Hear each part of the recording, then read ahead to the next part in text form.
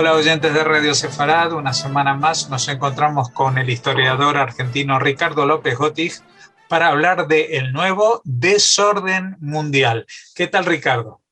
Hola Jorge, ¿cómo estás?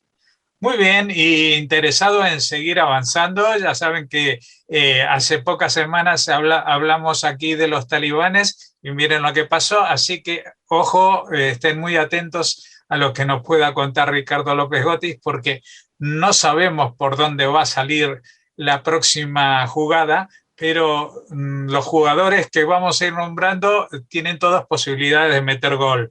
Estamos hablando de organizaciones yihadistas internacionales, y hablamos del yihadismo en general, del yihadismo africano, y hoy nos vamos, pero más concretamente, a una zona muy concreta de África, que es el Cuerno de África, allí donde en torno a Somalia también hay cosas que están pasando o que han estado pasando durante estos últimos decenios, ¿no?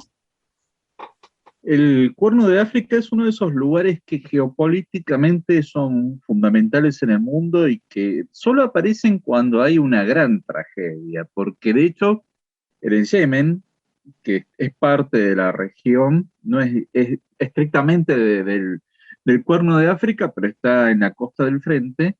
En Yemen tenemos una guerra civil que lleva más de una década y sin embargo aparece en los grandes medios solo cuando ocurre una gran tragedia. Mientras tanto se sigue combatiendo, las personas siguen muriendo, siguen sufriendo, pero nos anestesiamos como que si no pasara nada.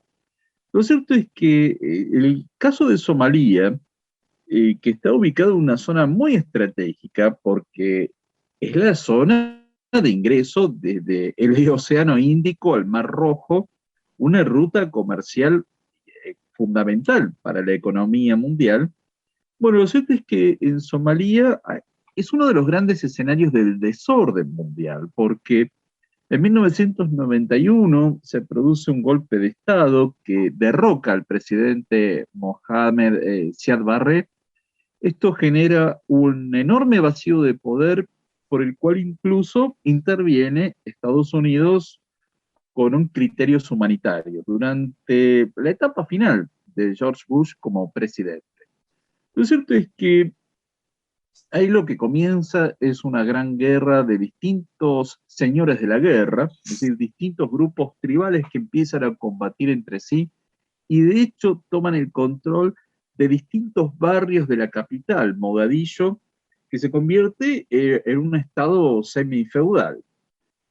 En ese contexto comienzan a agruparse las cortes islámicas que había en Mogadillo y en el 2006 constituyen lo que se conoció como la Unión de Cortes Islámicas, que buscaban establecer la Sharia y algún tipo de control y de gobierno en algunas partes de Mogadillo, la capital, frente a los señores de la guerra, con una aplicación muy estricta de lo que es la Sharia, muy literal, pero que establecía algún tipo de orden.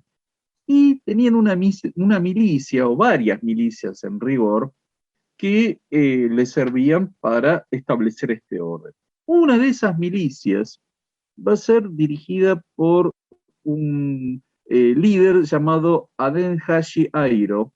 Este personaje se había formado con Al Qaeda en Afganistán. Acá es donde vemos cómo se empieza a armar el rompecabezas, en donde no solo fue formado militarmente por Al Qaeda, sino que empieza a incorporar elementos de toda la ideología de los talibán eh, cuando estaban en el poder entre 1996 y el 2001.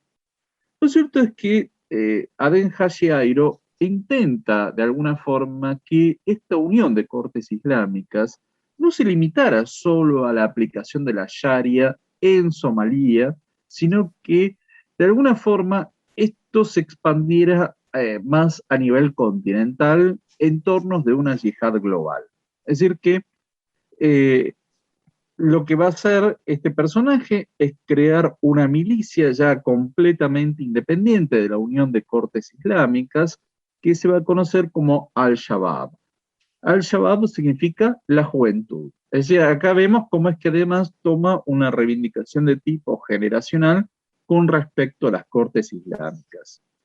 ¿Cómo identificamos esto? En principio, lo que va a ocurrir es que con el respaldo de Naciones Unidas va a haber una intervención de Etiopía, del ejército de Etiopía, y esto va a unificar, por un lado, la idea de la yihad global con una reivindicación de tipo nacional en Somalia, y lo cierto es que este personaje empieza a formar esta milicia que además no solo ataca al ejército etíope, sino que empieza a tener objetivos en Kenia, en Burundi, contra funcionarios y voluntarios, es decir, funcionarios de Naciones Unidas, contra voluntarios de ONG, empieza a combatir contra cristianos, es decir, que esto se empieza a expandir mucho más allá de lo que era originalmente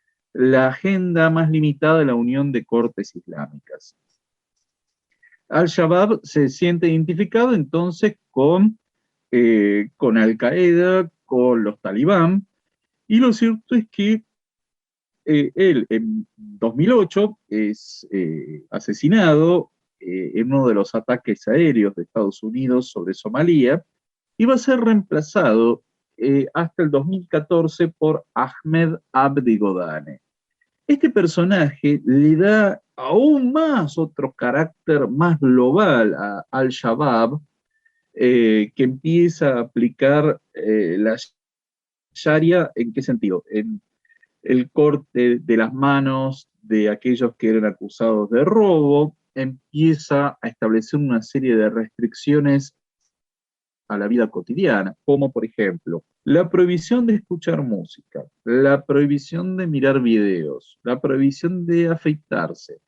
Bueno, las mujeres empiezan a tener una serie de restricciones, no solo en la vida cotidiana, sino incluso en su vida personal. Es decir, no se podían depilar, no podían usar corpiño o sutién, es decir, que empiezan a aplicar todo esto de un modo absolutamente riguroso e implacable con aquel que no lo aceptara. Lo cierto es que Al-Shabaab pierde el control de Mogadiscio. Esto hace que Godane, como el nuevo líder, empiece a tratar de difundir a Al-Shabaab más allá de las fronteras, y de hecho comienzan a cometer también atentados, sobre todo en Kenia. Kenia es uno de los países que también interviene en forma militar en Somalia para tratar de estabilizar este país, y es otro personaje que también muere en un ataque aéreo de Estados Unidos sobre esta formación militar yihadista. Lo cierto es que a partir de entonces, Al-Shabaab, que se había identificado abiertamente con la agenda de Al-Qaeda, lo cierto es que si bien continúa cometiendo atentados, y el más importante fue en 2019, en la toma de un hotel de 5 estrellas en Nairobi, la capital de Kenia, lo cierto es que ha quedado bastante desarticulado en comparación a lo que fue los años anteriores, pero sigue conservando la retórica yihadista, la retórica salafista, y este es uno de los, justamente, uno de los grupos que puede ser que veamos que tomen nueva fuerza ahora con el retorno de los talibán en Afganistán. Dado ese vínculo que existió desde los inicios con los talibán, con Al-Qaeda, con la idea de la yihad global, es muy probable que veamos que vuelva a tener acciones importantes, no solo en el Cuerno de África, sino en países vecinos como Kenia, Etiopía, Uganda, Burundi. Uh-huh.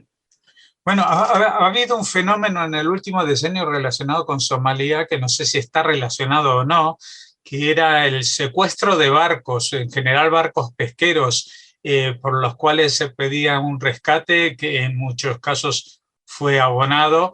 ¿estos grupos pertenecían también a esta red o era, digamos, delincuencia, digamos, sin afinidad ideológica con el yihadismo? Eso tiene que ver más con los distintos señores de la guerra que hay en Somalia, pero sí, es válido porque estos grupos, ¿cómo se financian?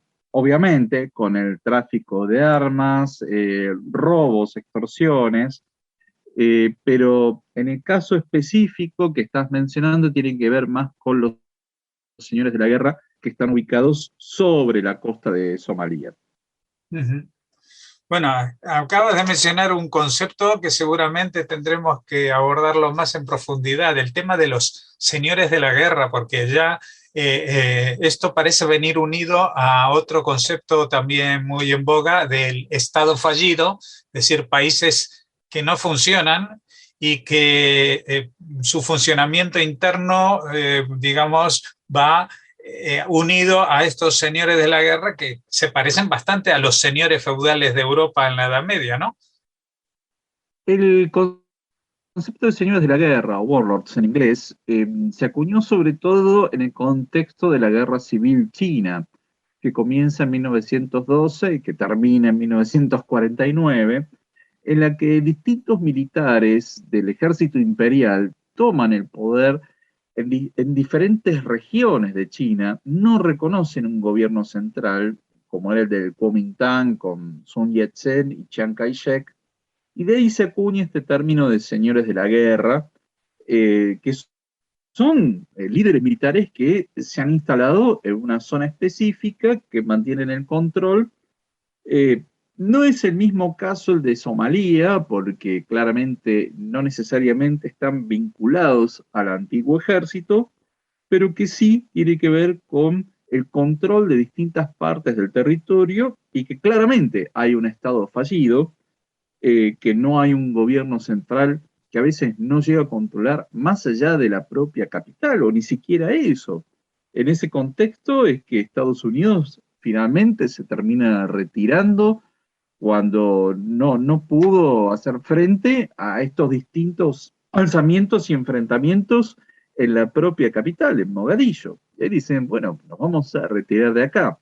Ahí es que empieza a intervenir, más que nada, la Unión de Estados Africanos.